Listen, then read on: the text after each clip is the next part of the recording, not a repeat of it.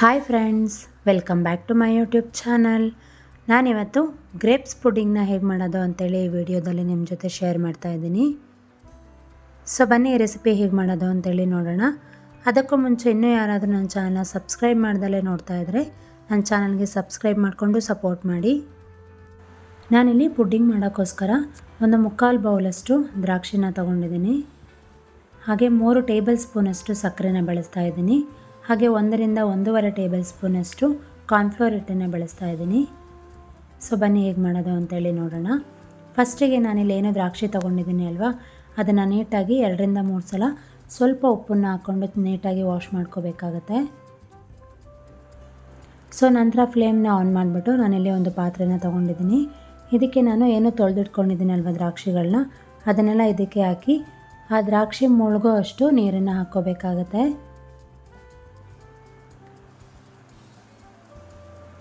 ಹಾಕ್ಬಿಟ್ಟು ಇದು ಚೆನ್ನಾಗಿ ಕುದಿಬೇಕು. ಈ ದ್ರಾಕ್ಷಿ ಎಲ್ಲ ಏನಿದೆ ಇದು ಕಲರ್ ಬಿಡುತ್ತೆ, ಹಾಗೆ ಸ್ವಲ್ಪ ಮೆತ್ತಗಾಗುತ್ತೆ. ಅಲ್ಲಿವರೆಗೂ ಇದನ್ನು ಚೆನ್ನಾಗಿ ಕುಕ್ ಮಾಡ್ಕೋಬೇಕು.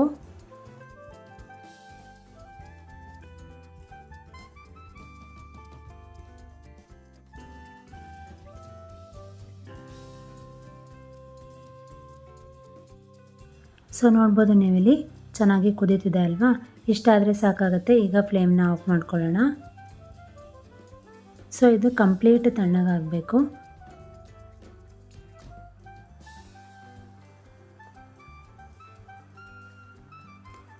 ಸೊ ನೋಡ್ಬೋದು ಈಗ ಕಂಪ್ಲೀಟ್ ತಣ್ಣಗಾಗಿದೆ. ನಾನೀಗ ಒಂದು ಜ್ಯೂಸ್ ಜಾರ್ನ ತೊಗೊಂಡು ಇದನ್ನು ಕಂಪ್ಲೀಟಾಗಿ ಆ ಜಾರಿಗೆ ಹಾಕ್ಕೊಳ್ತೀನಿ. ಸೊ ಈಗ ಸ್ವಲ್ಪನೂ ಕೂಡ ನೀರನ್ನ ಆ್ಯಡ್ ಮಾಡಬೇಡಿ, ಇದನ್ನು ಹೀಗೆ ಗ್ರೈಂಡ್ ಮಾಡ್ಕೋಬೇಕಾಗತ್ತೆ.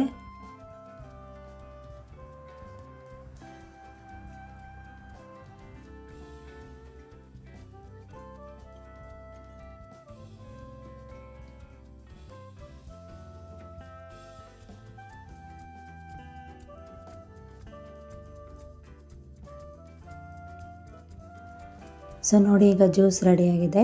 ಸೊ ಆಮೇಲೆ ಇದನ್ನು ಒಂದು ಜ್ಯೂಸ್ದು ಜಾಲರಿ ಬರುತ್ತಲ್ವ, ಅದನ್ನು ಸೋಸುವಂಥದ್ದು, ಅದಕ್ಕೆ ಹಾಕ್ಬಿಟ್ಟು ನೀಟಾಗಿ ಸೋಸ್ಕೋಬೇಕಾಗತ್ತೆ. ಸೊ ಆ ಕ್ಲಿಪ್ಪಿಂಗ್ಸು ಇಲ್ಲಿ ಮಿಸ್ ಆಗಿದೆ. ಆ ಟೈಮಲ್ಲಿ ನಾನು ವಿಡಿಯೋ ಪಾಸ್ ಮಾಡಿದ್ದೆ, ಮತ್ತೆ ಪ್ಲೇ ಮಾಡೋದೇ ಮರ್ತಿದ್ದೀನಿ.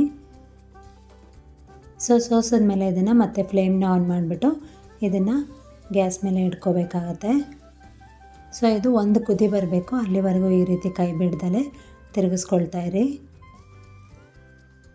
ಸೊ ನಂತರ ಇದಕ್ಕೆ ನಾವೇನೋ ಕಾರ್ನ್ಫ್ಲೋರ್ ಹಿಟ್ಟನ್ನು ಇಟ್ಕೊಂಡಿದ್ದೆ ಅಲ್ವಾ, ಅದಕ್ಕೆ ಸ್ವಲ್ಪ ನೀರು ಹಾಕ್ಬಿಟ್ಟು ಚೆನ್ನಾಗಿ ಮಿಕ್ಸ್ ಮಾಡ್ಕೋಬೇಕು. ಒಂದು ಕೂಡ ಗಂಟಿಲ್ದಲೇ ಇರೋ ಹಾಗೆ ಇದನ್ನು ನೀಟಾಗಿ ಮಿಕ್ಸ್ ಮಾಡ್ಕೋಬೇಕು. ಸೊ ಈಗ ನೋಡಿ ಕುದಿ ಬರ್ತಿದೆ ಅಲ್ವಾ, ಈ ಟೈಮಲ್ಲಿ ನಾವು ಇಟ್ಕೊಂಡಿರೋ ಅಂತಹ ಕಾರ್ನ್ಫ್ಲೋರ್ನ ನಿಧಾನಕ್ಕೆ ಹಾಕ್ಕೊಳ್ತಾ ಚೆನ್ನಾಗಿ ಮಿಕ್ಸ್ ಮಾಡ್ಕೋಬೇಕಾಗತ್ತೆ. ಸೊ ಈ ರೀತಿ ನಂತರ ನಾವು ಇಟ್ಕೊಂಡಿರೋ ಅಂತಹ ಸಕ್ಕರೆನೂ ಅಷ್ಟೇ ಹಾಕ್ಕೊಳ್ತಾ ಈ ರೀತಿಯಾಗಿ ಮಿಕ್ಸ್ ಮಾಡ್ಕೋಬೇಕಾಗತ್ತೆ. ನಂತರ ಕೈ ಬಿಡ್ದಲೇ ಒಂದು 5 ನಿಮಿಷ ಚೆನ್ನಾಗಿ ಇದನ್ನು ಈ ರೀತಿ ತಿರುಗಿಸ್ಕೊಳ್ತಾ ಇರಬೇಕು. ಸೊ ಸ್ವಲ್ಪ ಗಟ್ಟಿಯಾಗಿ ಆಗುತ್ತೆ, ಒಂದು ಜಲ್ಲಿ ರೀತಿಯಾಗಿ ಆಗುತ್ತೆ. ಅಲ್ಲಿವರೆಗೂ ಇದನ್ನು ನಾವು ಈ ರೀತಿಯಾಗಿ ಕೈ ಬಿಡ್ದಲೇ ಲೋ ಟು ಮೀಡಿಯಮ್ ಫ್ಲೇಮಲ್ಲಿ ಇಟ್ಕೊಂಡು ಕುಕ್ ಮಾಡ್ಕೋಬೇಕಾಗತ್ತೆ. ಸೊ ನೋಡಿದ್ರಲ್ಲ, ಇಷ್ಟಾದರೆ ಸಾಕಾಗತ್ತೆ. ಸೊ ಈಗ ಫ್ಲೇಮ್ನ ಆಫ್ ಮಾಡ್ತೀನಿ. ಇದು ಕಂಪ್ಲೀಟಾಗಿ ತಣ್ಣಗಾಗಬೇಕು. ಸೊ ತಣ್ಣಗಾದ್ಮೇಲೆ ಇನ್ನೂ ಸ್ವಲ್ಪ ಇದು ಗಟ್ಟಿಯಾಗುತ್ತೆ.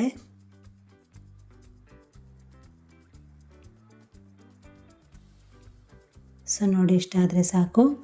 ಸೊ ಈಗ ನಾನಿಲ್ಲಿ ಒಂದು ಗ್ಲಾಸ್ ಬೌಲ್ನ ತೊಗೊಂಡಿದ್ದೀನಿ. ಇದಕ್ಕೆ ಒಂದು ಬ್ರಷ್ ಸಹಾಯದಿಂದ ನೀಟಾಗಿ ಎಲ್ಲ ಕಡೆಯೂ ಈ ರೀತಿಯಾಗಿ ಎಣ್ಣೆಯಿಂದ ಹಚ್ಕೊತೀನಿ. ನಂತರ ನಾವೆಲ್ಲ ಏನು ಗ್ರೇಪ್ ರೆಡಿ ಮಾಡ್ಕೊಂಡಿದ್ದೀವಲ್ಲ, ಇದನ್ನು ಕಂಪ್ಲೀಟಾಗಿ ಇದಕ್ಕೆ ಹಾಕ್ಕೊಳ್ಳೋಣ.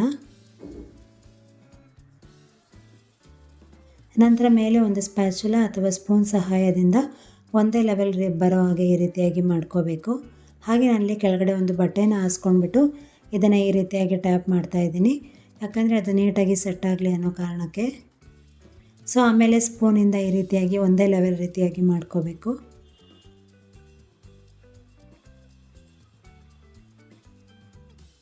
ಸೊ ಆಮೇಲೆ ನಾನಿಲ್ಲಿ ಅಲ್ಯೂಮಿನಿಯಂ ಫಾಯಿಲ್ನ ಬಳಸಿ ಇದನ್ನು ಕಂಪ್ಲೀಟಾಗಿ ಕ್ಲೋಸ್ ಮಾಡ್ಕೊಳ್ತೀನಿ. ಸೊ ಇದನ್ನು ಫ್ರಿಜ್ಜಲ್ಲಿ ಹೀಗೆ 4 ಅವರ್ ಇಡಬೇಕಾಗತ್ತೆ. ಸೊ ನೋಡ್ಬೋದು ನೀವಿಲ್ಲಿ 4 ಅವರ್ಸ್ ಕೂಡ ಆಗಿದೆ. ಸೊ ಬನ್ನಿ ಈಗ ಹೇಗಾಗಿದೆ ಅಂತೇಳಿ ನೋಡೋಣ.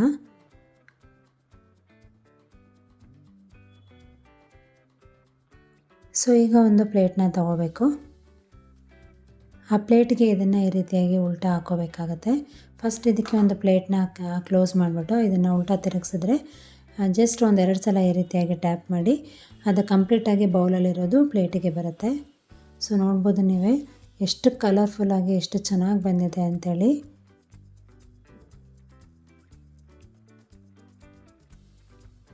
ಸೊ ತುಂಬಾ ಟೇಸ್ಟಿಯಾಗಿ ತುಂಬಾ ಚೆನ್ನಾಗಿದೆ ಅಂತ ಹೇಳ್ಬೋದು. ಸೊ ನೋಡಿದ್ರಲ್ಲ ಎಷ್ಟು ಈಸಿ ಅಂಥೇಳಿ.